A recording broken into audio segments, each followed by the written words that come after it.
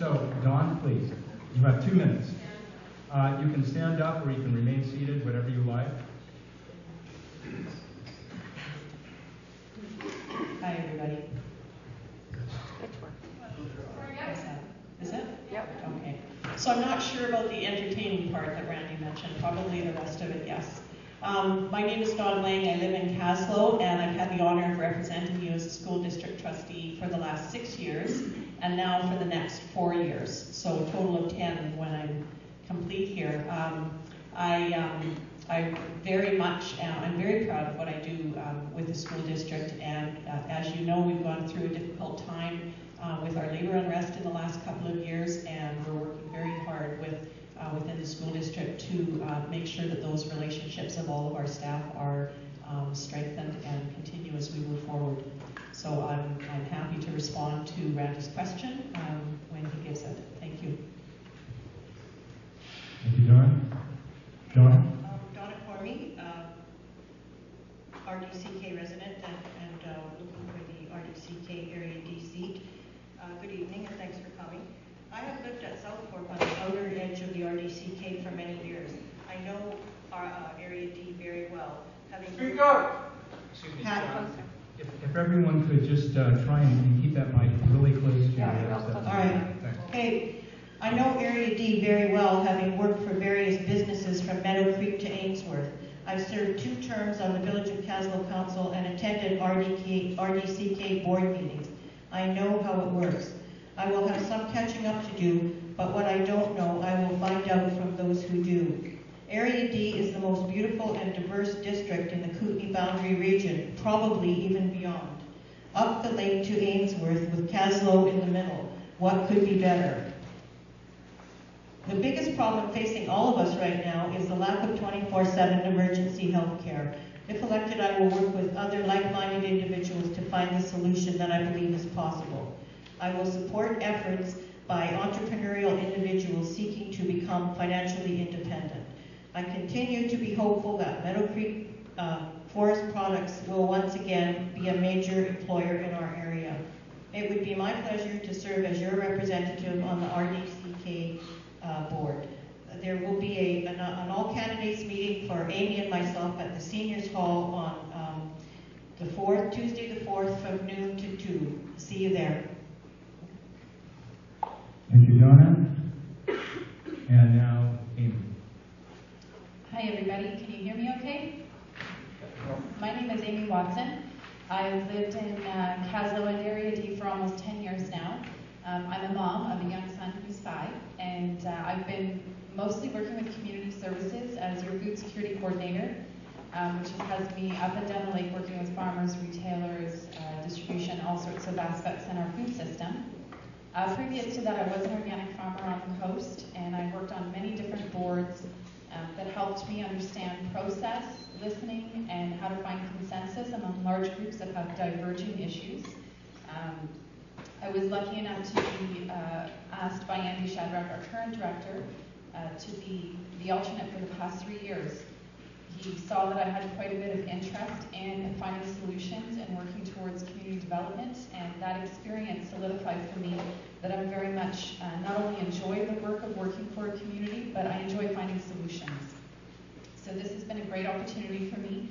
I'm thrilled to be able to put my name forward to work for you all, and I would love to represent you and see this community thrive.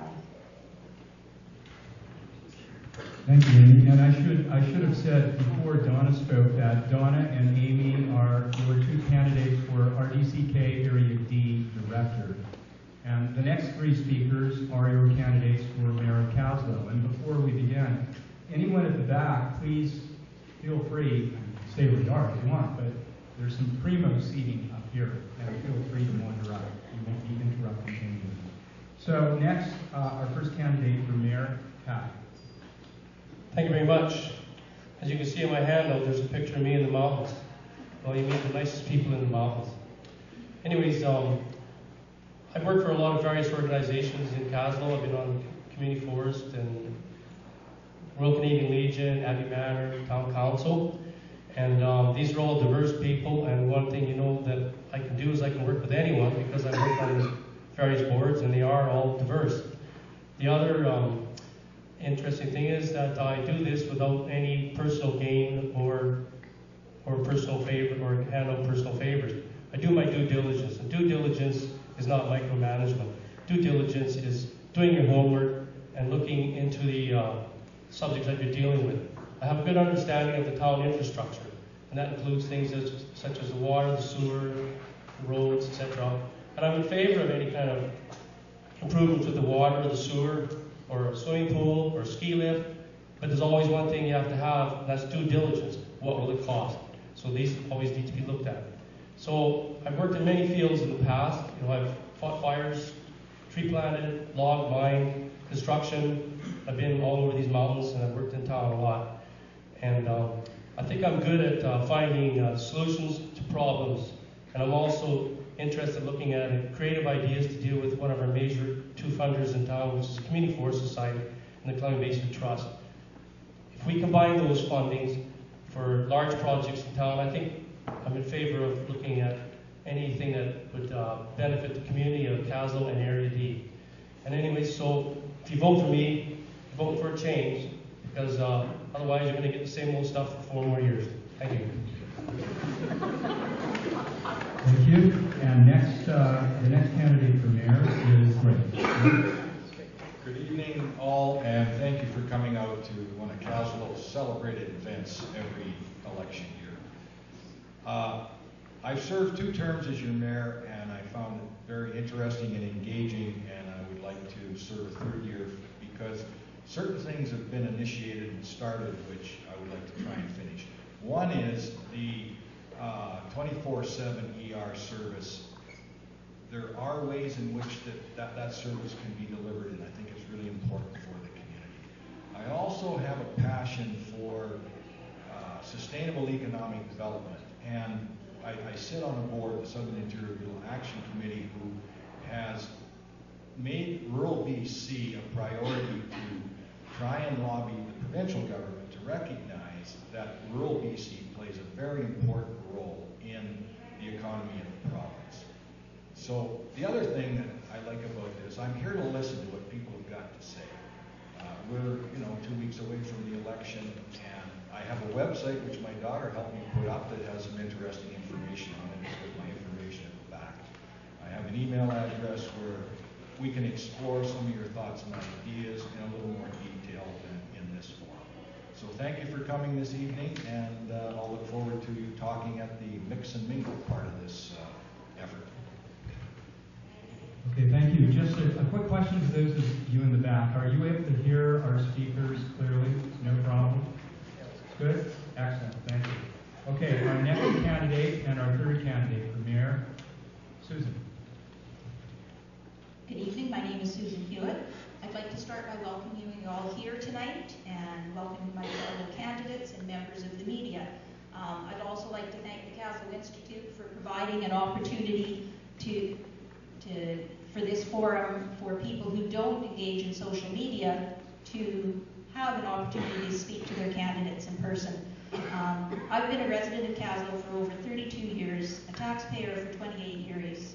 I'm married, have 2 sons, 1 daughter, and 1 beautiful granddaughter.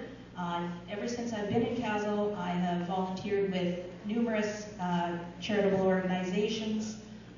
Been a member of council for the past 10 years, and as a member of council, I've served as chairperson on municipal services and the budget committee for the past 6 years, as well as many other statutory or standing and select committees.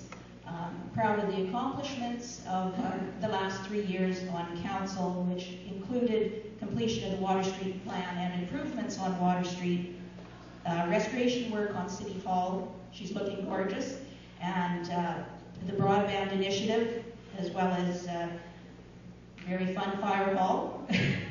And as mayor, I will seek to support the long-term sustainability of Kaslo's existing assets and infrastructure through the creation of reserves for their eventual repair and replacement, pursue the completion of the liquid waste management plan, work on a comprehensive waterfront development plan so that we can protect our beautiful environment we have here, and use use the new infrastructure such as high-speed internet to expand the capacity of the local economy.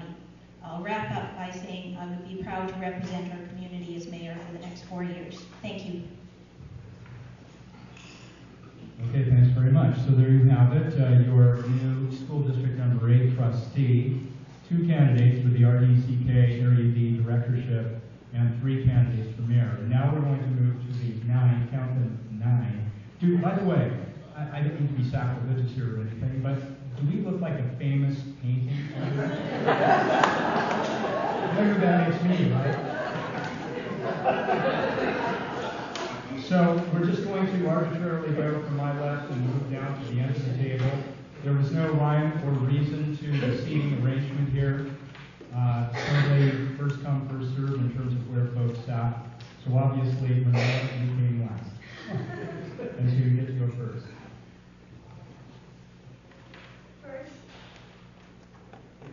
First, thank you all for coming. Check. No, switch on the microphone. Oh, there's a switch. Ramella and I were just toying with it. First, thank you all for coming tonight. My name is Ramella Glorioso.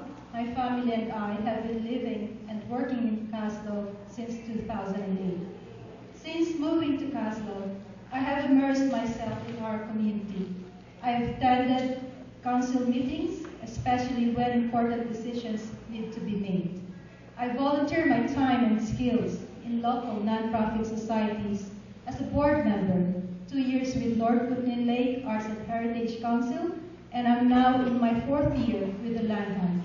My point here is, I understand the issues our community faces, but just as importantly, I have 25 years of experience working with rural communities like Kaslo that are changing from primarily relying on forestry, mining, and agriculture to a more mixed economies, which include tourism, recreation, second home and retirement migration, and footloose industries. Many people think this is a good thing, but because of this, we face new social, cultural, and economic issues, such as the lack of affordable housing, increasing cost of living, and the need for new job training. From many years of working on these issues as a community planner and manager in Canada and elsewhere, I believe we must diversify our economy if we want to maintain our quality of life. This is difficult to tackle, but it's only realistic to face this challenge head-on with knowledge and experience. For the situation we are in also offers us great opportunities to carve out a satisfying life for everyone and not just for the privileged few. So vote on November 15th and please vote for me. Thank you. Okay, thanks very much. And our next candidate is Linda. 5 years ago at the CRA office in Calgary, I was invited to teach 3 audit seminars on a dull section of the Tax Act. The first class went okay. They learned the material, but it was such a boring topic that the workshop didn't receive rave reviews. It was obvious my approach had to be different in order to kickstart their enthusiasm, but how would I get them to see the benefit of taking the course? And how do I get the message across? The next class, I let everyone introduce themselves, their accreditations and experience before I spoke. I said, although I had been an auditor with CRA for 16 years, my heart and soul belonged to Kaslo, the most beautiful village in BC. There I'd been an office clerk, a legal secretary, owned and operated 2 businesses, Wouldn't It Be Nice, new and used for 2 years, and tax-wise services for almost 8. I'd also been Kaslo's marriage commissioner. Despite this, I told them I'd been considering a new career, and then without a word of warning, I let loose with a rap performance that would have given Eminem or Jay-Z a run for their money. But guess what? It worked. And when management heard about it, instead of showing me the door, they asked me to do it again the next class. So how does that relate to tonight? Well, I think it shows I have the ability and creativity to meet a team challenge head-on. My background is accounting and auditing. My work experiences as stated. My involvement in the community and the usual political rhetoric is found in my mail-out. What I offer is my service. No strings attached, no hidden agendas, no occupation or membership that might cause a conflict of interest. My door has always been open and will remain so. My sole interest has been in serving my community, be it a personal or business issue or through the volunteer income tax program I started last spring. In all sincerity, I promise to give you and the village my all if elected as your representative to council. Thank you for all. Thanks very much. Our next candidate is Louise. Good evening. I'm Louise DePapp, and you probably have seen me at my little flower shop, Kaslo Florist, or you may know me from my work that I do as a board member for the Chamber of Commerce. I'm number one, a proud Canadian, and number two, a proud Kaslonian. When I came to Kaslo back in, I guess it was 1969-70, when I lived in Cherryville, and I saw this beautiful area, I knew that one day I wanted to live here. And so in 2001, my husband and I were finally able to purchase a property and begin the renovations on our beautiful piece of land. We started with the studio and then eventually moved over to our house, which we renovated, and it's our little bit of paradise, and we just love it. Why do I want to run for council? Why would I want to do this? Well, you know, over the years, I've done a lot of work with nonprofits. I've done a lot of human rights work. I managed an international peace conference called Building World Peace, the Role of Religions and Human Rights, and was able to work with individuals from 34 different countries and members of the Canadian Senate, and it was really a great training. My last work, while I was going back and forth between provinces, I did live in Edmonton. That's where I came from. That's where we raised our children. My last work was with the University of Alberta, where I was their Senior Development Officer for the Faculty of Arts. I have a very strong arts background, and I get to express myself through my work as a florist. Living and working in Kaslo is so invigorating and so inspiring. And so this is why I wanted to step forward and apply some of my business knowledge. I'm an entrepreneur. I know what it's like to run a business in Kaslo and some of the challenges, and to bring a business perspective to the council is another unique thing. Okay, I guess I have to go. Thanks a lot. Vote for me. Talk to you later. Thank you. I hate doing that, but I didn't know they were doing that. Okay, so thank you, Louise, and our next candidate is Jim. Thank you. I want to stand up because I'm a little better on my feet, I think. Dance around when I talk. First of all, welcome to the triennial AGM of electors. I see a big crowd like this that's for political purposes once every 3 years. Now it's going to be once every 4 years with the new election coming up. And we haven't even been elected yet, and already I feel like people are trying to stay away from us. So I've been in Kaslo for 35 years. I've raised a family here. Some people might say I raised two families here. Another story. I really like living in Kaslo. I moved up here from Texas. I was raised in Texas, and I came up to Canada when I was 23 years old, 1974, across the border. And I wasn't in Canada very long. I met some folks over in the Kootenai Valley over there, and realized that I was home. It just felt natural. I don't know why we get the luck of the draw, being born in places maybe that we're not so great with, but this place is my home, and it's truly my home. I've been volunteering all my life. Started at an early age in the Scouts. They taught us how to be leaders of tomorrow, and here I am. I think they probably thought I should be an astronaut or something, but this is pretty good. So it's been a fantastic opportunity living in a small town like this, and I think that is what is my focus at council, is recognizing what brought me here, recognize what brings other people here, the opportunities we have here, the things that I've done in my life I will never realize, I don't think, in any other community, definitely not in downtown Houston. And I've grown as an individual and prospered. And so those are the kind of values that I got real challenges in this community. There's all kinds of issues around business and economic development. If we can maintain the connection to the roots of what brought us here in the first place, that's the perspective I try to always have at the table, make sure to stay connected to that. So we don't forget those roots, and when we move forward, we maintain that connection. Thank you. 10 seconds? 8 seconds? Thank you very much. I hope you elect me. I'd be very proud to serve Kaslo. Thanks, Jim. Our next candidate, Dave. Hello, my name is Dave Collier. I'm glad to see you're all here. I'm just going to tell you about myself. We moved here 21 years ago. I moved here to take a job as a forest technician for a consultant. And I've been married to my wife, Erica, for 25 years. And we've been together 28.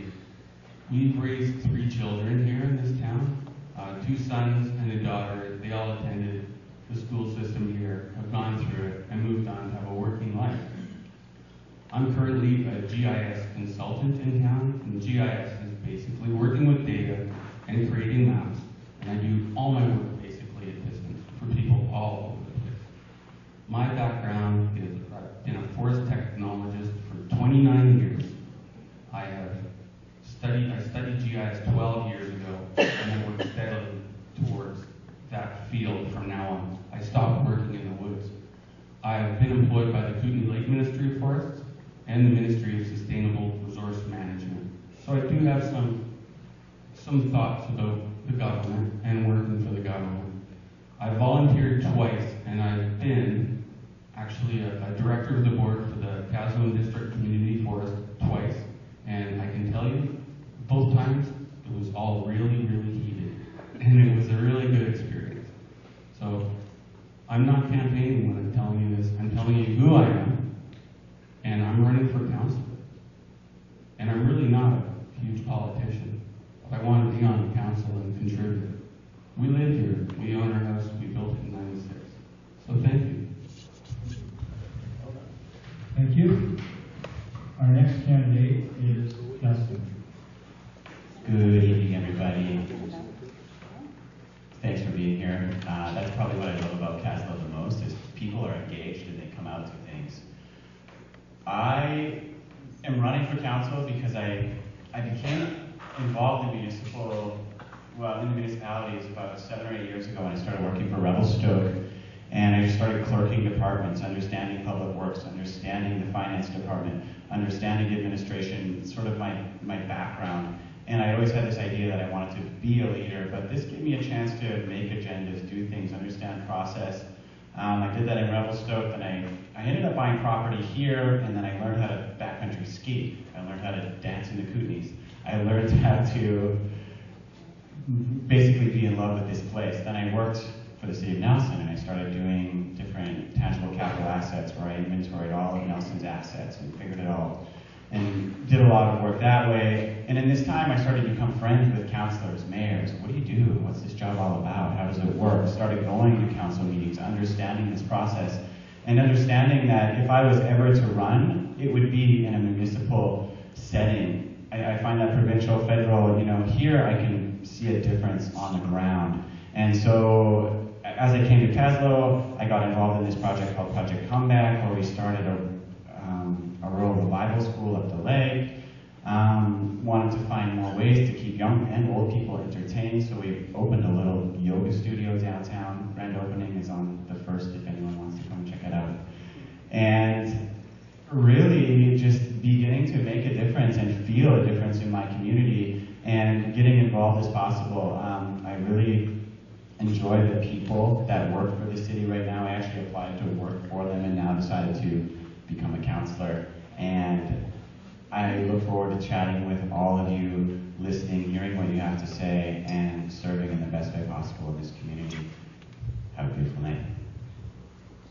Thank you.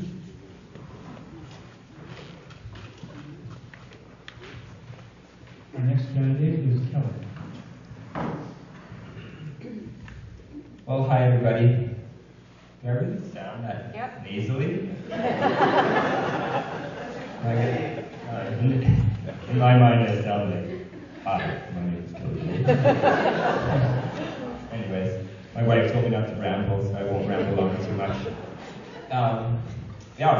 My family and I have lived here for about 8 years now. I've got 4 children that are under 12. They attend the school here. Last year, we bought our first house. Yay.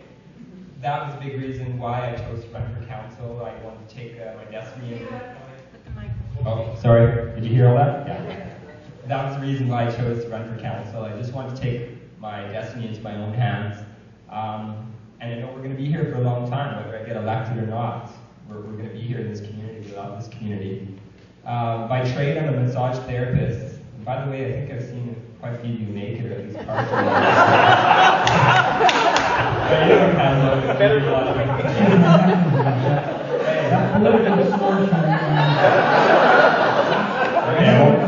I won't play that game. I didn't read the rule enough. Yeah, where was I? Naked, yeah. You're going to dig that thing on the too, yeah, we've been here for a long time. Sorry, we've only been here for 8 years. But I love Kaslo. I love this place. I love the outdoors. We ski a lot, we hike a lot, we bike a lot. The main reason I'm running is just to take my destiny into my own hands. I feel like I give a lot to this community. I'm a good listener, and I have a natural gift for helping people. I was going to say that, different hats we wear in this town. Like one of my hats, I work for the North Kootenay Lake Community Services. We do a youth boys program. Soccer coach, mountain bike coach, lots of volunteer work. I'm here to serve Kaslo, and I'm cut off. Thank you very much.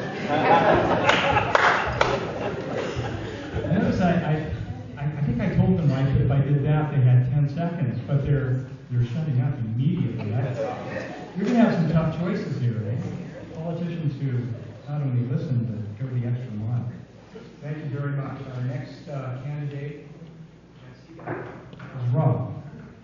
Thank you all for coming tonight. I'm asking you to re-elect me to council. I've served 1 term and thoroughly enjoyed the experience. A little bit about my work history. I was 3 years with the Environmental Service Department at the RDCK, 18 years as the Village of Kaslo Public Works foreman, so a good deal of experience dealing with council matters. Current board member with the Kaslo Golf Club, past board member with the Kaslo Curling Club, Kaslo Minor Hockey, and I'm also the owner-operator of Blanco Environmental Services. I've been married to the same woman for 28 years and very proud of it. She's sitting at the far end of the table there. I'm a father, grandfather, and a resident of Kaslo for 34 years. If re-elected, I would support upgrades to the water treatment plant. It's time we upgraded our computer system up there. Reduce costs for sewer users by expanding the system. We need to get our old village hall onto the sewer system so that we can continue with refurbishing that building. I developed a waterfront maintenance plan. We need to do more about the Bay Area and our whole waterfront, basically, right from the Kaslo River, the teenage property, all the way around to the marina. So we need a comprehensive waterfront maintenance plan. I would continue to work for improvements at the airport to make it more user-friendly. I work cooperatively with the regional district on joint ventures. The new fire hall we just had built be an example of a success story working with the regional district. And I think foremost, I work for a better team environment on council so we can get as much done as possible, get the best bang for our buck. So please, November 5th or 15th, whatever date you choose to vote, vote for Rob Lang, and thanks for coming. Thank you. And our final candidate is John. Good evening, ladies and gentlemen. My name is John Addison. I'm running for Kaslo Council. I live in Upper Kaslo with my wife, Rhonda, and I am a self-employed consultant in the resource management field. I dabble in the field of GIS, as Dave does, geographic information systems, but I also teach field skills and data collection in the environmental resource sector, which I have worked for the last 35 years. I am a team player, and I've always believed that whether in my personal or business endeavors, honesty and integrity are vital to the responsibilities of team play. I work and play best as a member of a team with the goal of achieving the best possible outcome. Through good planning, thorough preparation, and a determination for getting the job done, I will work with my teammates to add my complementary skills while generating synergy with my colleagues to not only determine the best course of action, but also focus on a progressive and determined outcome for the village and its community members. My vision for Kaslo is to see a measured amount of sustainable economic growth. How we get there is the million-dollar question. I believe that an open and collaborative process is fundamentally a priority, but I am not afraid of making informed decisions on difficult issues. I and most of us Kaslovians believe we live in the most beautiful place on earth, and I want to keep it that way. My involvement with the Kaslo Area Chamber of Commerce has made me realize that Kaslo cannot survive just as a tourism-based economy. We have to diversify and encourage new businesses while assisting to retain the businesses we do have. I believe that if our community can work collaboratively amongst ourselves and our neighboring communities, we can achieve prosperity together. So thank you very much, and if elected, I will proudly serve our community to the best of my ability. Okay, thanks very much. There you go, folks. There are your 9 candidates for Kaslo Council.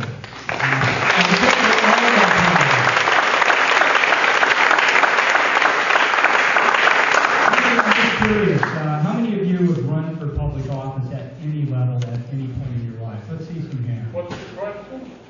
Have you ever run for public office? Okay, so a fair number of you. I have. And it's fun, it's exciting, but it's also an awful lot of work. And something that I experienced running for office in a big city, I can only imagine must be magnified 100 times over in a tiny place like this. I mean, you wake up in the morning in Kaslo and someone has an opinion about why you did.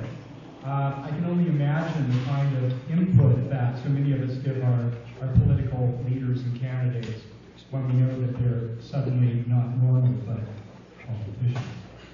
So my hat is certainly off to all of these folks. Bravely done. We all appreciate it.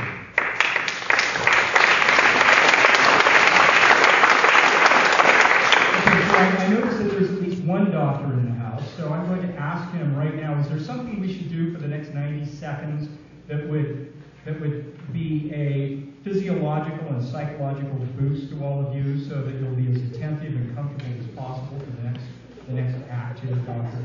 You can lead us with some stretching exercise. I should become a yoga instructor. You were going for a massage? Yeah, pinch your ears, right, exactly. Please remember, I believe we probably have refreshments out there now, so if at any moment you feel the need, just wander out, get a cool drink or a cup of tea or something. We will not be offended. And having said that, we're going to start with the second segment of tonight's meeting, and that is questions posed to the candidates. And these were developed solely by our board, by the Board of the Kaslo Institute. There was no outside input. We bounced some of these off our kids and our dogs, but other than that, we made these up ourselves. So, even though Dawn is acclaimed and therefore not running for anything, we thought it would be appropriate and interesting to pose a question to her. So, we're going to start with a question to you, Dawn. And the question is, many of our district schools are struggling. Aside from wrestling more funds generally from the provincial government, what ideas do you have that might help support and bolster our schools, in particular JBH and Jewett? You've got 2 minutes, and when you hear that, you've got 10 seconds. Thanks, Randy. Overall, our students are doing very well. Our schools, especially in our area, including J.B. Humphries and Crawford Bay, are being recognized provincially for their efforts to ensure practices are more aligned with the 21st century than the 19th century. For 6 years in a row now, we've had a 100% completion rate, which is higher than the province and higher than our own district. Our board has been very committed to aligning our resources with a laser-sharp focus on meeting the needs of students. This has meant that we've had to give up doing some things that we've done in the past that weren't necessarily having a direct impact on student achievement. Our district has identified gaps in student achievement on which we must focus.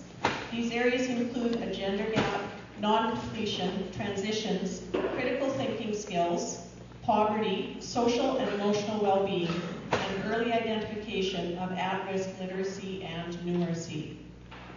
Some examples of how we're addressing these challenges: a total of $458,000 has been committed for teacher, noon-hour supervisor, and education assistant time, and the purchase of assistive technology where required.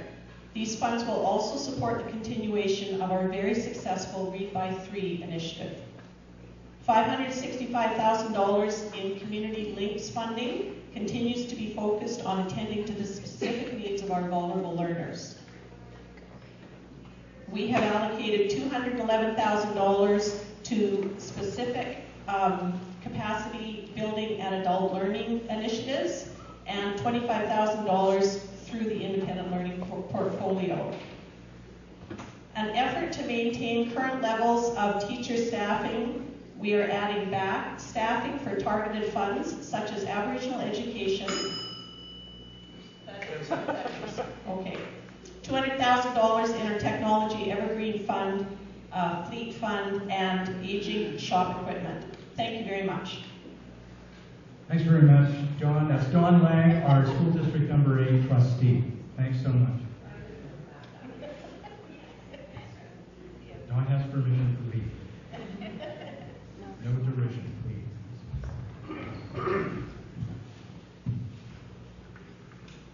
Do you have anything in your budget for better mic stands?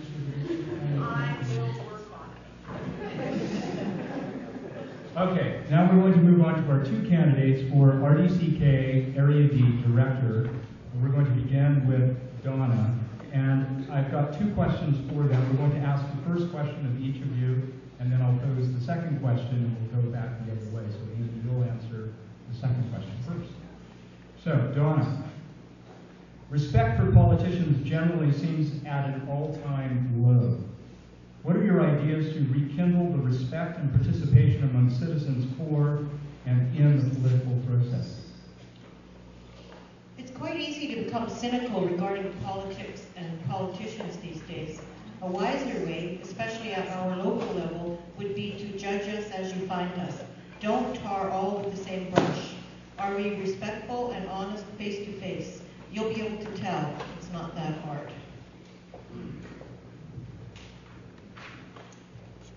So what I have found entering this avenue is that, as Donna has indicated, the word politician in politics is extremely stigmatized. There's a lot of stereotypes with it.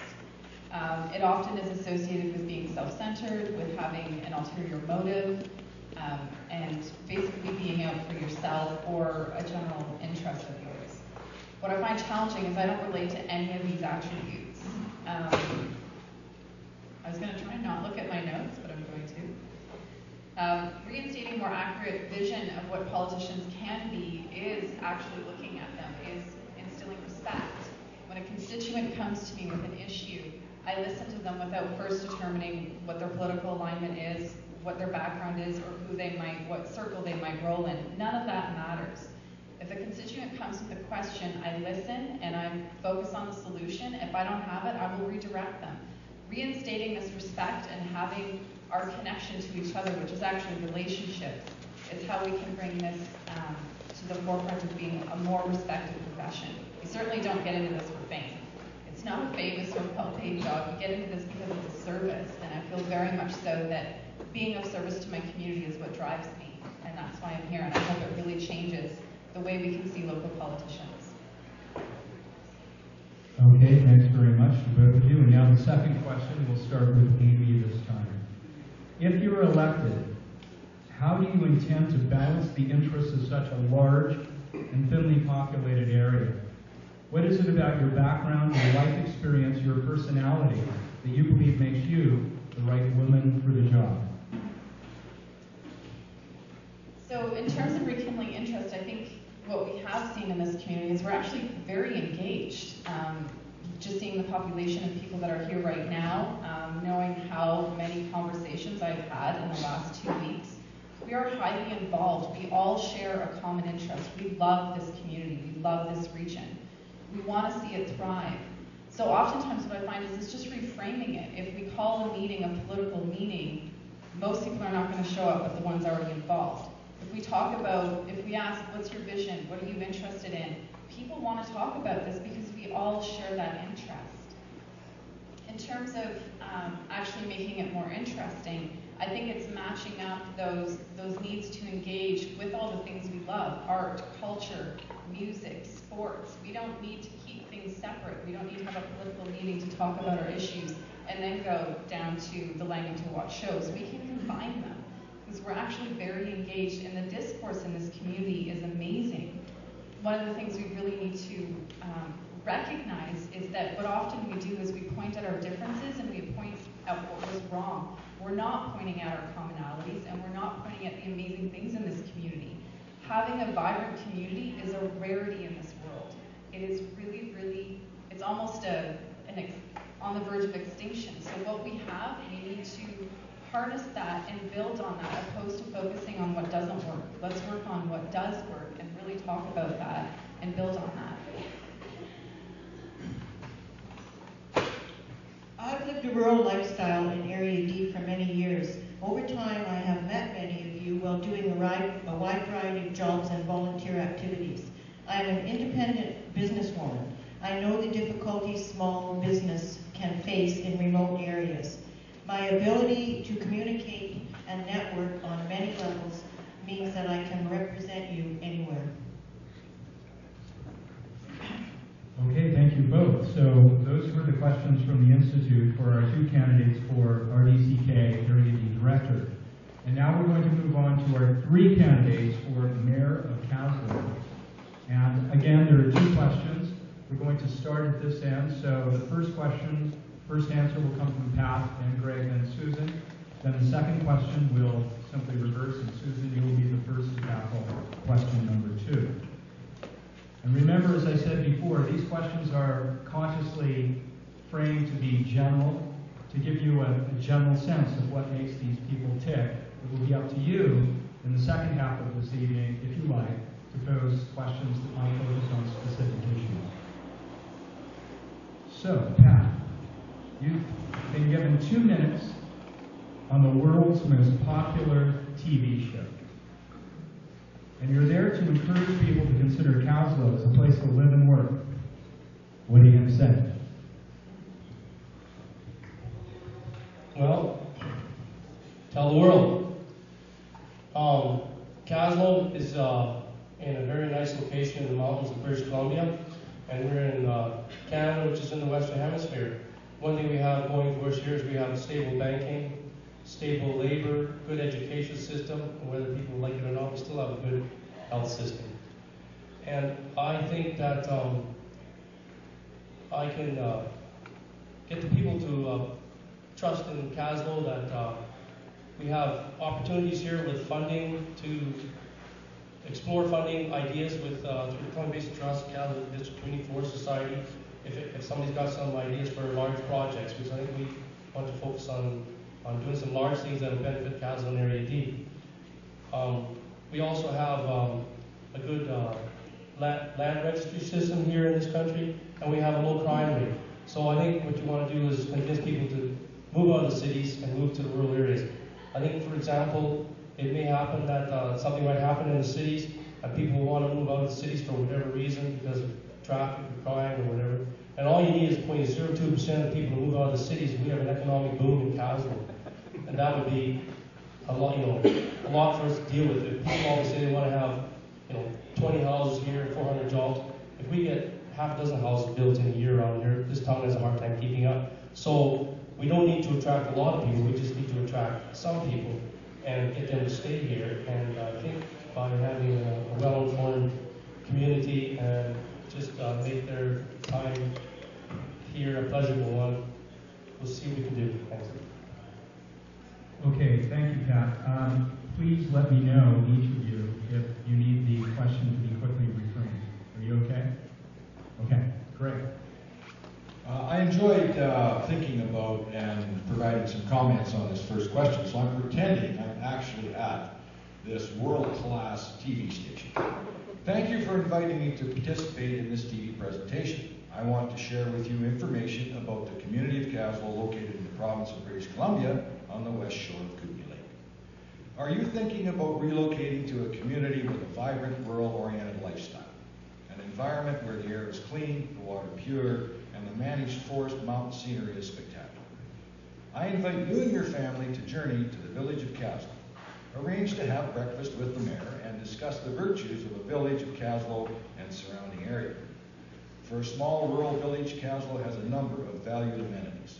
A downtown area you can walk around in 5 minutes with businesses which provide for your every shopping needs, cafes and restaurants where you can mingle with the friendly and outgoing residents, attend to business at the local government offices and the post office, and we have a modern school which provides interesting and challenging instruction for students from the time they start kindergarten until they graduate from grade 12. We have a healthcare center which provides residents with services to address their medical needs. Kaslo has started on the 21st century bringing high-speed broadband internet service to the community. If you make your living on the internet and seek the ambience of a dynamic rural community, move to Kaslo. Other important factors include a celebrated arts and culture group, a historic legacy of 100-year-old buildings, well-established hiking and biking trails, several public beaches, a golf course, a cross-country ski area. In conclusion, Kaslo provides a place to live which fosters sustainable economic development and job creation. Thanks very much, Greg. And now Susan. You're okay with the question? Okay. All right, I'm going to start and end with a story. The first one starts with a couple and their children coming to this community for summer vacation. And near the end of the vacation, they're sitting on the beach, and the husband says to the wife, "It's time, we have to go home tomorrow." And she bursts into tears. She doesn't want to leave. So can you imagine a place like this? With stunning mountain vistas, pristine beaches, a trout-filled lake waiting for you to set sail and try your luck. Beautiful trails for walking, hiking, and biking in the summer, and cross-country skiing in the winter. A playground for young children and a skate park for their older siblings. Wonderful heritage assets that reflect the history of the area. A quaint downtown shopping district with friendly shop owners and waiting to serve you with a smile. If you can't, then think again, because this is the wonderful place that over 1,000 people proudly call home, and we would welcome you with open arms. To tell you where this mountain nirvana is, I will end with this story.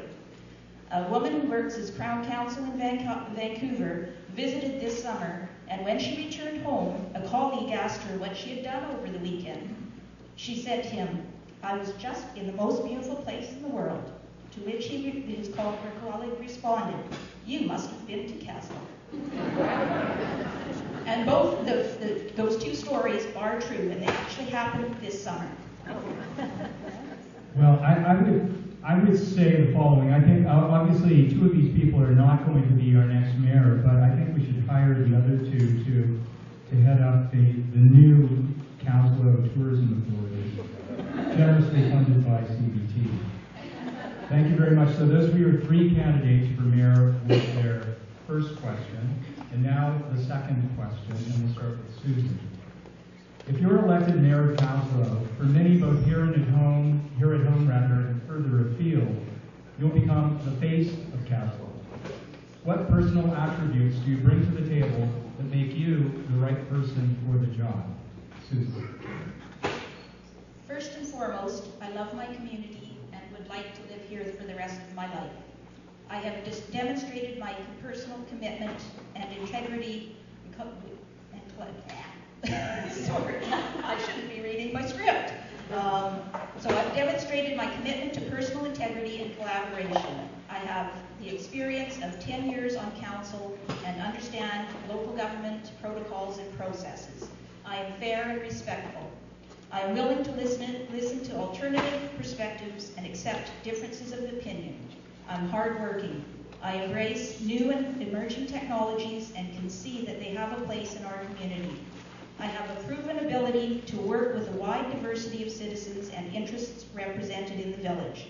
I'm not aligned with a special interest group, nor do I have a pet project to promote. Regardless of my personal views on an issue, I will represent the will of council. Thank you. Okay, thanks, Susan. And next, Greg. The attributes I bring to the council and local affairs at home here in Kaslo are a research-oriented approach to decisions which come before council, listening to what the councillors you elect have to say on matters brought forward to the council table, strong working relationship with the new village chief administrative officer. I make decisions which may be controversial but are deemed to be in the best interests of the community at large. Try to use a collaborative approach to information gathering and decision making. In matters further afield, I have established a reputation and the respect for my frank, open discussions. For example, if I am re-elected, I will be working on a subcommittee of the Mayors of BC Caucus addressing issues of lobbying the provincial government to provide 24/7 emergency medical ambulance services staffed by highly trained, properly paid employees.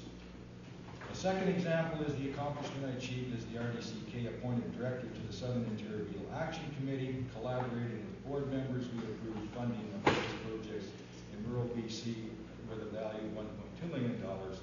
I brought forward to this board projects for the RDCK area of approximately $120,000. Wherever I go, whatever workshops or conferences I attend, I promote the interests of Kaslo in particular and champion the Rural BC project. My business card says, Kaslo BC, promoting regional and community sustainability through lifestyle choices. The Rural BC project lobbies the provincial government to pay more attention to the values rural BC economic activities provide for BC urban centers. 2, provides to rural BC a share of the revenues generated by our natural resources so as to fund support rural economic development. Check my website. Okay, thank you. And lastly, Pat, are you okay with the question, Pat? Do you need it restated?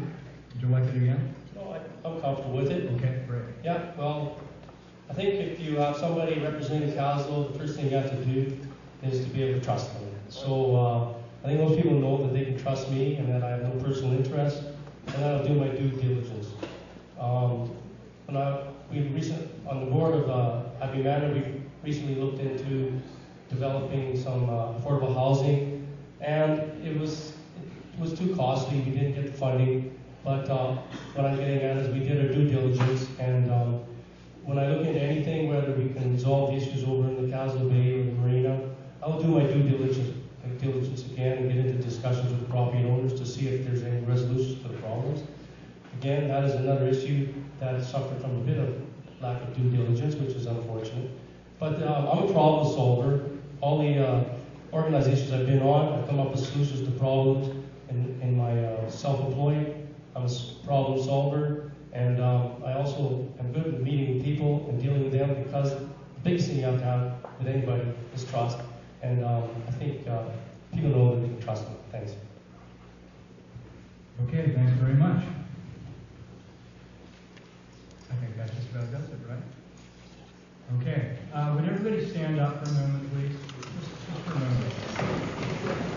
Stretch a little bit. Move around a little. Say hi to that person standing next to you. I was born and raised in the United States in a Southern Baptist family. About halfway through the sermon, the minister was saying, stand up, everybody, and turn to the person behind you and shake their hand and look in the eyes. Tell them how happy you are. Well, I'm not going to say the rest of this.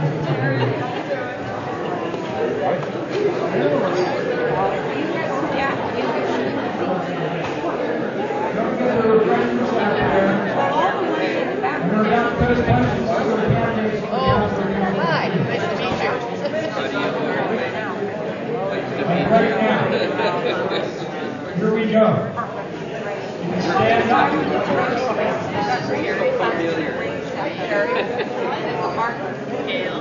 Okay, once again, we have 2 questions for our 9 candidates for council. And we're going to start at this end with Ronella and work our way all the way down to John. And then with the second question, we'll start with John and work our way back up to Ronella. So the first question goes as follows. What is your vision? What are your concrete ideas that might help retain our young people, allow those who've left to find employment elsewhere to return to Kaslo and Area D, and attract others to our village and region? My vision of a vibrant Kaslo is where all ages thrive, where children are healthy and raised by parents who can make a decent living without having to scramble for part-time jobs. Children who are taught how to think while being prepared to compete globally and still live in Kaslo. A community where the elderly are respected and cared for. An environment that has adapted to climate change with unpolluted waters and beautiful landscapes. But how to move beyond vision to strategy and action? Recently, I was hired by the Similkameen Valley Planning Society to help draft a strategy for sustaining the social and cultural fabric, economy, and environmental quality of their valley. One critical issue we identified, which is also a challenge to Kaslo, is how to attract young people from elsewhere and keep our own young people. Having a wide range of housing, including real affordable housing, is extremely important. In 2009, I did a study for North Putin Lake Community Services Society. It showed that 55% of respondents who needed affordable housing are youth, and 33% are seniors.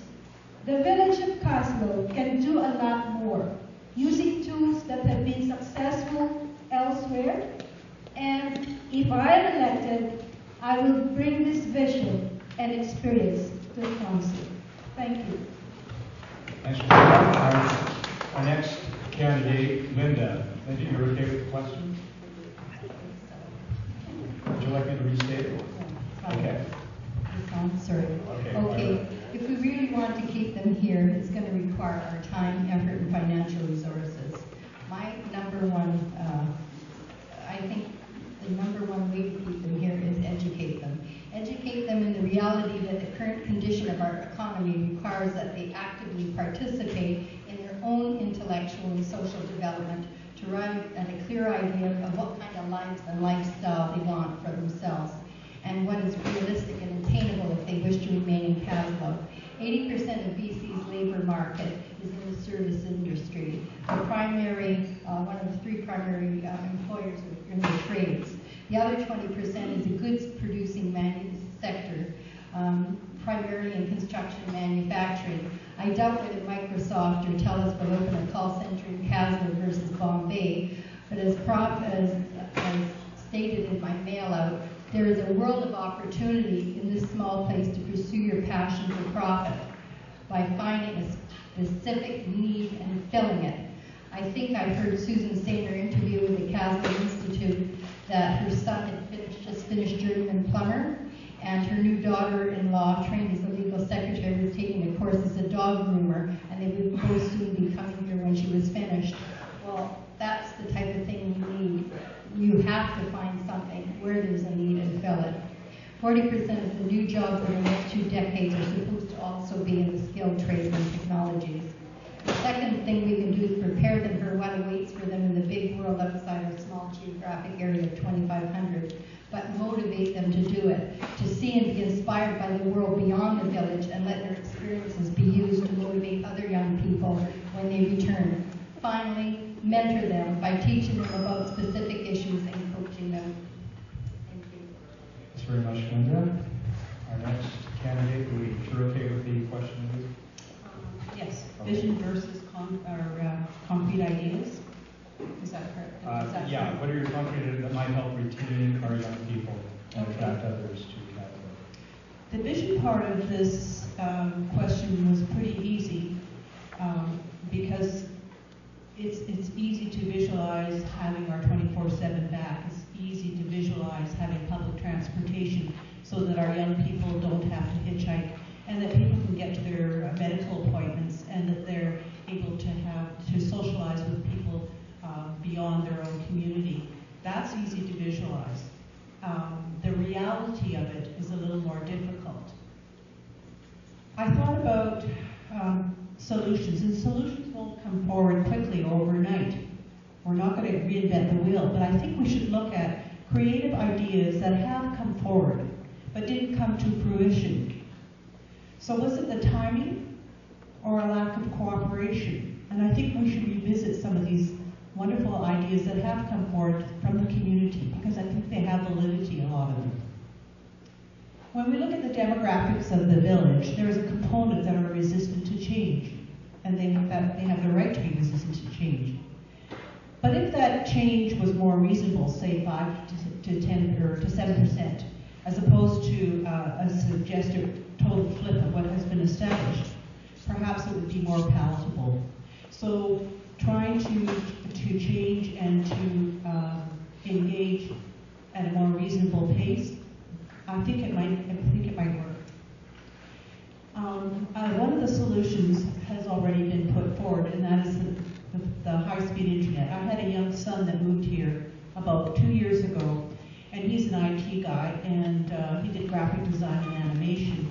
Well, he just couldn't download his files, and he couldn't access his information quickly enough, and there was too much interruption. So now we already have a solution.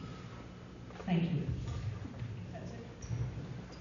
Thanks. Actually, again, just to remind you, when you hear that sound, you've got 10 seconds. But thanks for your generosity. Okay, our next candidate is Jim. Well, I spent a bit of time thinking about the vision for our future and really what that's led me to develop our future. I think it's really good to look at what's in the past. Kaslo has been sitting around here for going on 150 years or something like that. The community, basically, over the last 20 years, the population's remained constant. So I think it's really time that we take stock of what we've got. The Lane, SS Boyd, the Jazz Society organization and what they've done. The building downtown is a huge symbol of what this community can do. I've spent a lot of time participating in how to build resilient communities, how to make sustainable communities, and actually I'm getting a little tired of the word sustainability now because it doesn't mean that much to me anymore. But I was sitting in a session down doing the Integrated Community Sustainability Plan in the current council chambers, and we were being challenged to come up with a vision of what it means and how we make Kaslo sustainable. And I'm sitting there and I'm staring out the window and I'm looking across right out the window, right at the village hall, and on the front it says 1898, and all of a sudden it came to me, and I realized that Kaslo doesn't have to worry about building resiliency or building sustainability. We have been since 1898. We're an example, and we can be an example to other communities and educate other communities in how to do this because we know how to do it. And then you stop and think about, okay, what makes it that way? Nobody's moved here to get rich. I don't know anybody in my cohort that's moved here to get a job that was like a big, giant, sustainable job. We moved here because it felt right. It's the way it feels. We're here because of the way it feels. It feels right. Once you get here, then you figure out how to make it work. That's sustainable community. What makes us sustainable is the fact that this is a great place to be. So those values and those things that have got us to this point, we have to keep an eye on that. We have to be sure that we base what we do in the future on that. Thanks, Jim. The next candidate is Dave. Dave, you good with the question? You remember the question? Yeah. Okay, fire away. Yeah, I'd like to say what I focused on when I read this was the word concrete. And I love everybody having a vision and on and on. And I tried to put it in the context of actually being a counselor. And what I look at, in my mind, if I was on council, the most important things now is to support the existing business and industry as much as possible as council, because there are jobs that are created right now, and really encourage new business and industry here. Those are where the jobs are going to come from. And we we can have so many different visions, but in reality, that's where we're going to get the job. And you're listening to a father who has 3 children who are all in Alberta working right now. Okay, and they've all worked here, and they've done apprenticeship here, you know, which is great. That's something that is concrete, and it's part of the school system here. You know, one going into meat cutter and one going into being a chef, but the money's so appealing right now in Alberta. That's where they are right now. And will they come back? They might. And what I want to say now will take us back to, will be reflected in the next question, where are we going here and how can we attract people? High-speed internet is a whole different world, and I think, you know, when it's here, I'm not unhappy with the ADSL that I use every day, but with broadband, there's an opportunity for young people to train, to take on work here and stay here, you know? So that's really where I'm coming from. It's, as a council member, how much more are you really going to be able to do? Just think about it, except really support every up-and-coming business and new industry, and look after what we have, because we have it now, so let's not overlook it. Things aren't terrible yet. Thank you. Thanks, Dave. Our next candidate is Dustin. Dustin, you remember the question? Got it? I do. Okay. So when I look at my Kaslo vision, I see us as a community that people look up to, that people say, what did Kaslo do to essentially become resilient? They maybe created micro-hydro power systems and power systems and different ways of being in community with our elders and our young people, working together to be in community. And I think that already exists in a big way, but really putting that out and using our beautiful resources to keep that happening. In the last year, I've been put on a task force to figure out how to bring people to Kaslo, or how to bring back our people to Kaslo. And of course, we did a big survey and found out people need jobs. People need a place to live. People need food. People need to have fun. These were the main things. So we started, and I found with jobs, let's create mentorship programs. Let's help these businesses that exist. People are getting old. They need succession plans. I can name a big handful of people. So we started doing a business retention and expansion survey here in Kaslo, where we get to have a big economic meeting and talk about how we can work together.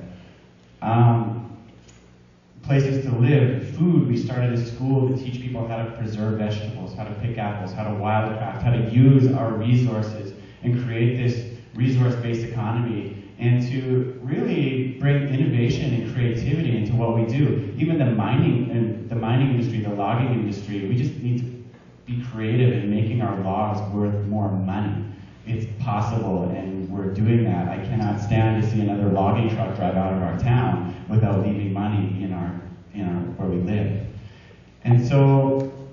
And then the other big thing for young people to stay here and thrive here, we need something to do. I'm a big backcountry skier, advocate, avalanche, not a teacher, but I love to host courses, help people, and now we created a studio where people can come, learn yoga, nourish our inner game so that we can be full on our outer game and really connect and be as a community. So, all right, thank you. Okay, thanks, Dustin. Our next candidate is Kelly. Kelly, do you remember the question? Okay. Yeah, I got it. Right, thank you. Well, first of all, I thought a lot about this question, and I would like to question whether we should be using up our resources to bring people back. I think once people leave, that might be it for them. They found their place, they found their jobs, they're doing their thing. Rather, I would like to see us use the resources we have to build our economy, to build our employment, to retain the people that come here and that are here. Kaslo doesn't have a problem attracting people, it has a problem retaining people. We must do everything we can to support local business here. They're the lifeline of this community. I just read a study that for every full-time job created, there's 2 to 3 spin-off jobs created.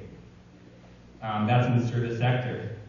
Alberta has been very successful at business tax incentives for businesses, new and current businesses. That may be an answer to help us here. The tech industry has been successful in many other rural communities. I feel we need to continue to develop our internet structure and promote it and the Kaslo lifestyle to the tech industry at large. Wouldn't it seem like a great place, Kaslo, to have a satellite office? Without internet, I think we're severely limited here. As a village, community, and council, we just have to work hard, plan carefully, diversify our economy, and while maintaining the integrity of our community. Thank you. Thank you, Kelly. And our next candidate is Rob.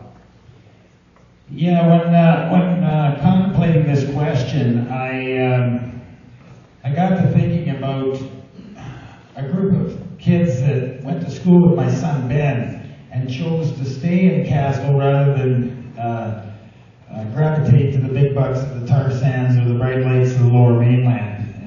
And there's five of them that stick out in my mind. They're I'm going to mention their names. I hope they don't mind. Calvin Walker, Joe Chalmers, J.C. Turner, Sean Graham, and Sean Brennan. They're all in their 20s. They've all put roots down in this community. They've got married. They're having kids. And what's the common thread here? Well, the common thread is they've all picked up a trade. We've got a cabinet maker, a mechanic, a couple of heavy equipment operators, and a plumber. So these young people have got themselves trained in a trade and are able now to operate successful businesses in our community. So I think this is an excellent template for young people that are looking for opportunities in this community. With all due respect to those in our community that have PhDs and MAs, Kaslo is still a blue-collar community. And we still need all of those types of people in our community providing those services for our families. So my wife is kind enough to point out to me that there's a program called ACID in the schools now that allow young people to earn credits towards apprenticeships at the same time they're getting their post-secondary. So I think this is an excellent program and an excellent opportunity. Now, with the advent of broadband, I think there's certainly opportunities down the road for people with post-secondary educations to come to Kaslo and earn a living. But I think these five stick out as an example of what young people can do in order to stay in this community. Thank you. Thanks, Rob. And our final candidate to tackle question number 1, John. Okay, thank you very much, Randy. My vision is to create opportunities, as a lot of people have suggested here, through Kaslo and its broadband initiative and its growth, especially its growth, where young professionals with families can relocate to our community and start a small to medium-sized business, whether it's high-tech or it's low-tech, of their own. We also need to encourage our youth to stay or return after their education, or even teach them here, by providing opportunities to improve transportation, whether at the airport is one example, educational opportunities, focused on culture and technology, and sustainable housing and agriculture, whether that be in solar or wind power creation.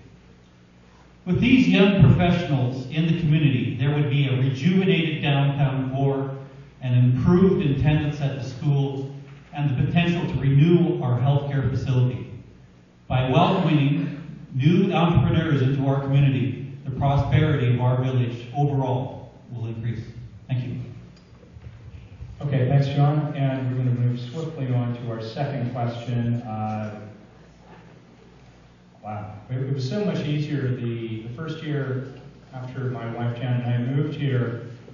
There were 5 people running for council and mayor.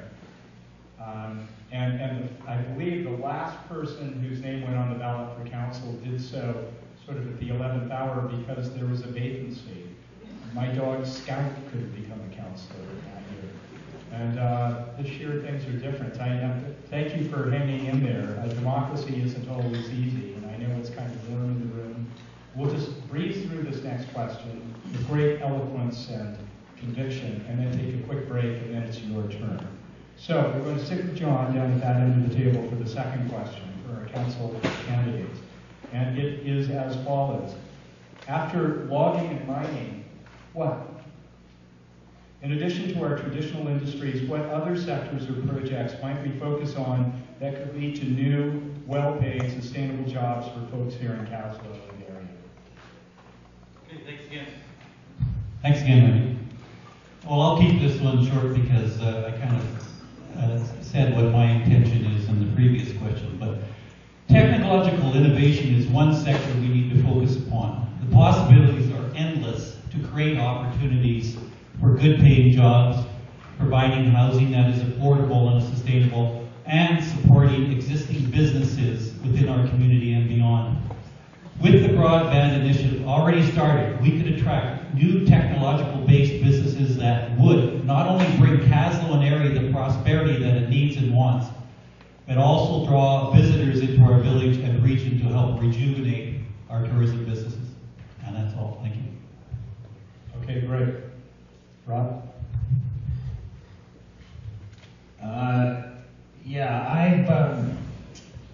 I think the advent of broadband has certainly opened up a lot of opportunities here in the community.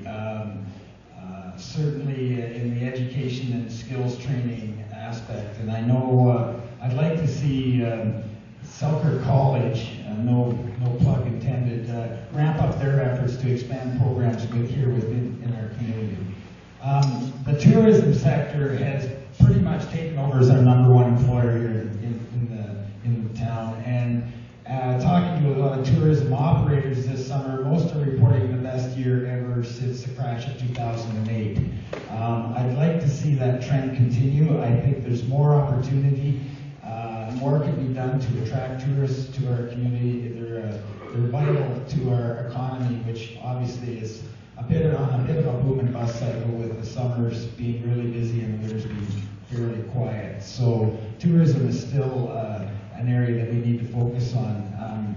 I'm also heartened to see what's going on up at Rob Zoki's facility there in terms of value-added wood products. I think this is an excellent opportunity. We do have the natural resources here, and it's a way to utilize product that's sitting up in Meadow Creek, basically, not rotting away in piles of lumber and it can be recycled into a useful product and sold across the province and across the country. I think is a fantastic thing. And lastly, I think we need to also focus on green energy. I think there's a real opportunity to do either water or solar, to focus on that area and generate some revenues and create some employment in that sector. Okay, thanks. Kelly? Tourism is the backbone of the West Kootenays. Look at how many people come here over the year. We need to keep those people here longer, have them spend more money and come more often. I know everyone's afraid of the D word, but all economics start with development.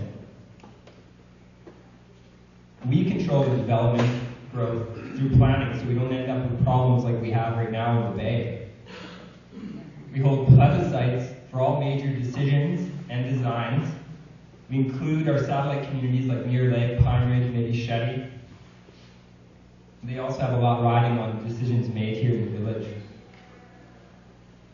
Don't worry, development doesn't have to be massive. Remember, it only takes a job to create, one full-time job to create 2 or 3 spin-off jobs from that. We don't have to get big.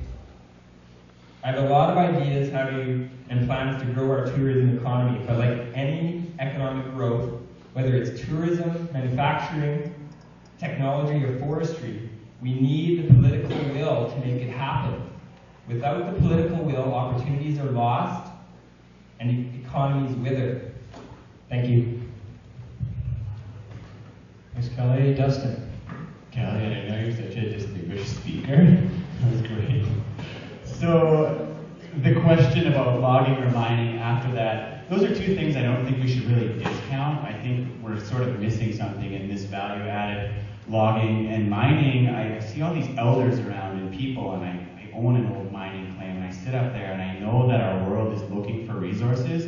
I just want to make sure we don't miss this and that we can help as a community control how this happens and be educated in how this happens. I'm going to go to a mining conference in Nelson in a couple of weeks just to learn what are people going to be doing and what are we going to be seeing? Because this could be a big part of what's going to happen. So with that, and then, I mean, of course, myself, I'm a big technology guy. Having this new internet coming into here, people like my friend Brody, who works fully online now, and we can high definition stream, teleconference, put up our information products.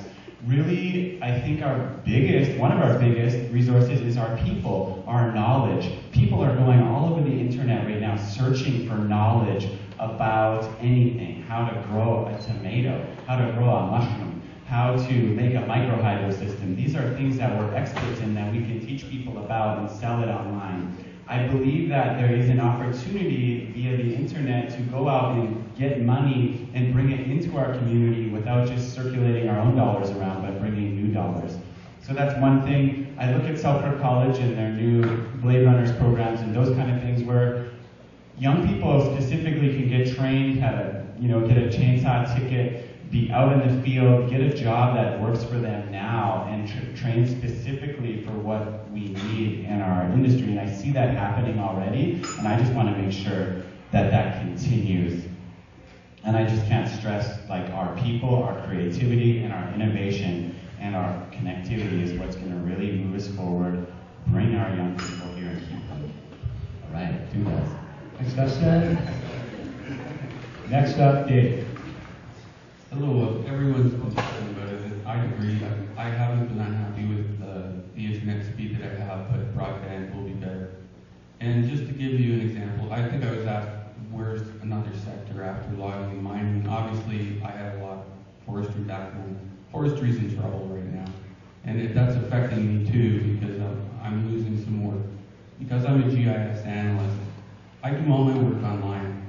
And just as an example, within the last couple of months, the clients that I've worked with, all the work I've done for them, and all the back and forth, I've never met them. I've never met them. One was land use planning, and it had to do with forestry in the Fruitvale area, and the client was in Germany. I've never met him. And we did the back and forth, and we do it all online. He looks at the products, the data that I've created, and he looks at the maps I've created. And then he says, I like it, and it's finished. And then I get an email, and I click on a link to an Interact transfer. It's really what it's like. And that's my life is actually like that, working. About 99% of the jobs that I do, I don't see the people at all. I really, really don't.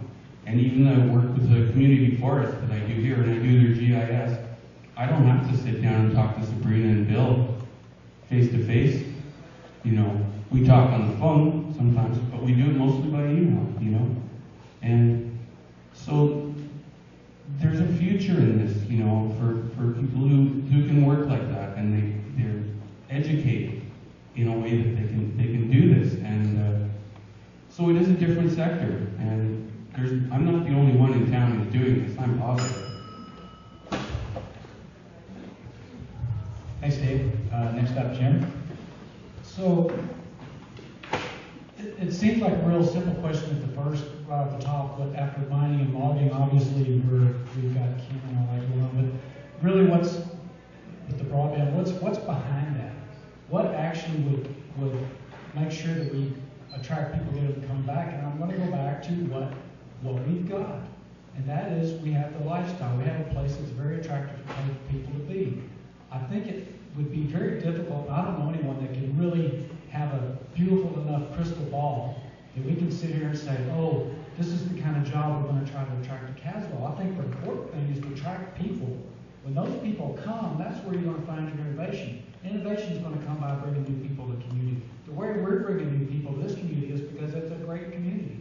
The types of folks that enjoy living in a place like this, and how many of us know people that come and try it for first winter, kind of like, ooh, back to the city. If they need the bright lights and all that, that's great. There is a whole segment of the population that wants to be in a place like this.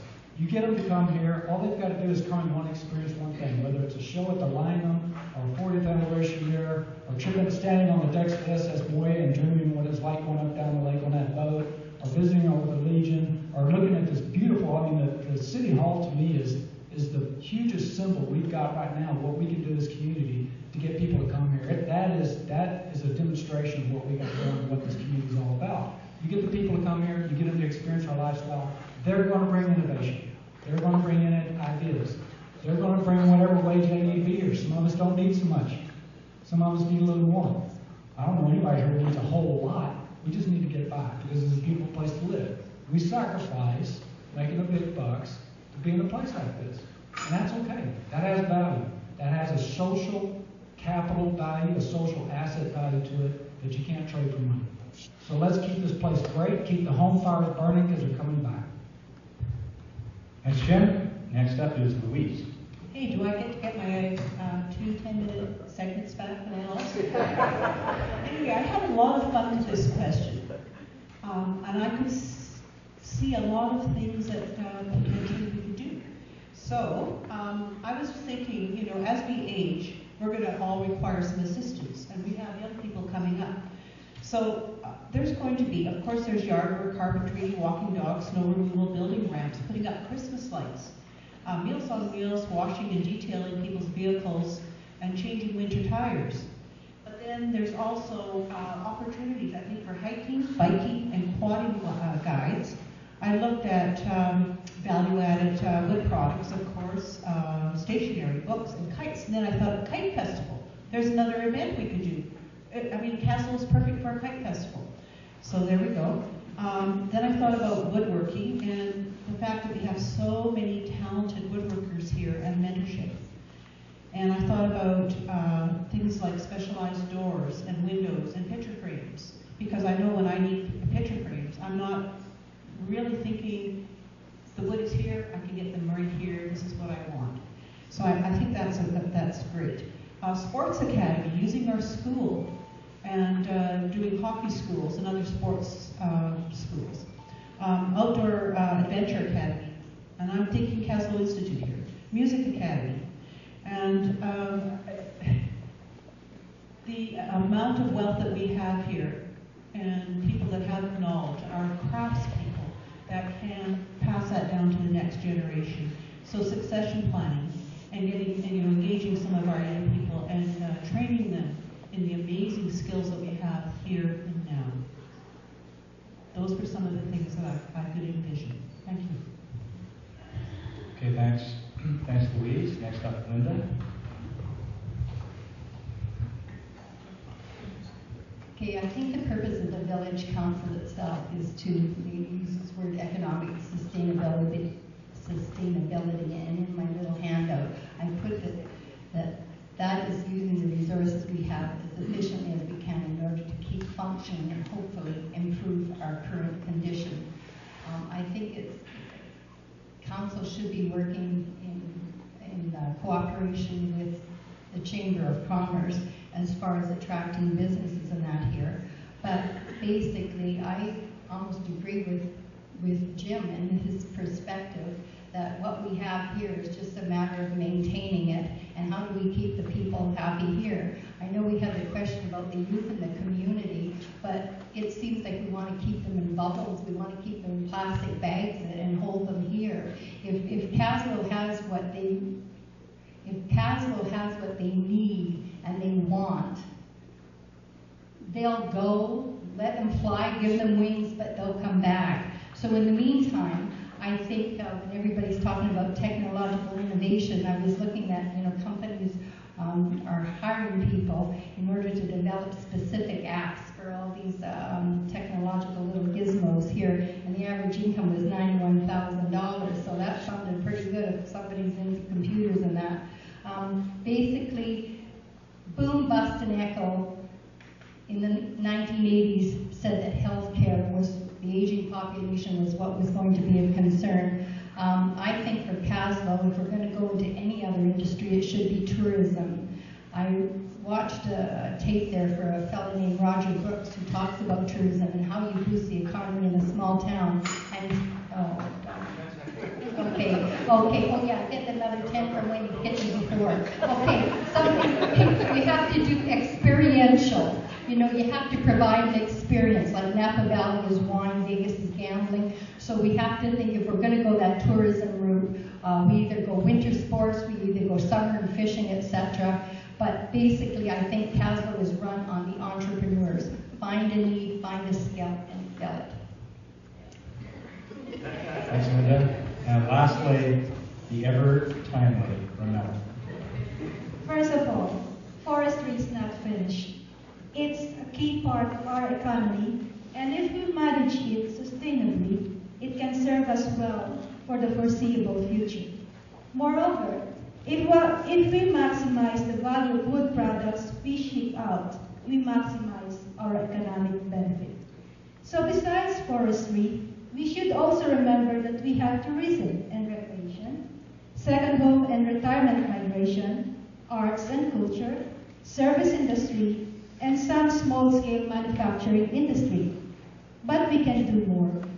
We can attract more footloose entrepreneurs who bring with them their capital, skills, and knowledge to create their own employment as well as jobs for others.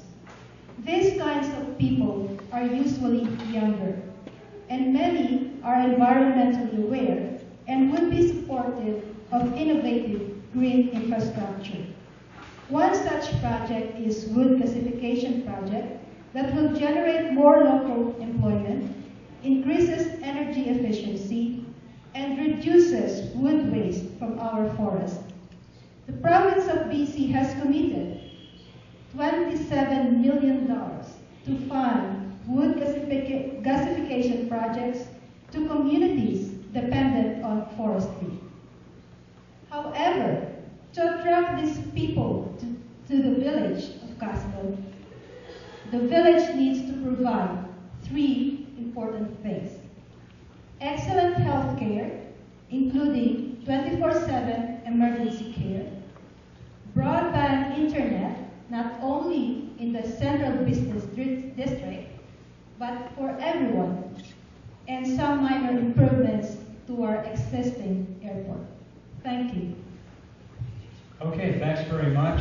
Thanks to all of our candidates for some excellent answers. Thanks to you for your patience and your diligent listening skills. Before we take a quick bio break, and again, I invite you to help yourselves to some refreshments before we start in about 10 minutes, and it's your turn. If you want to hang around, you can ask questions to these folks. I'm just curious, how many, just show of hands, don't be embarrassed, and I include all of you sitting up here as well with these questions. How many people in the room are below the age of 70? How many are below the age of 60? How many of us are below the age of 50?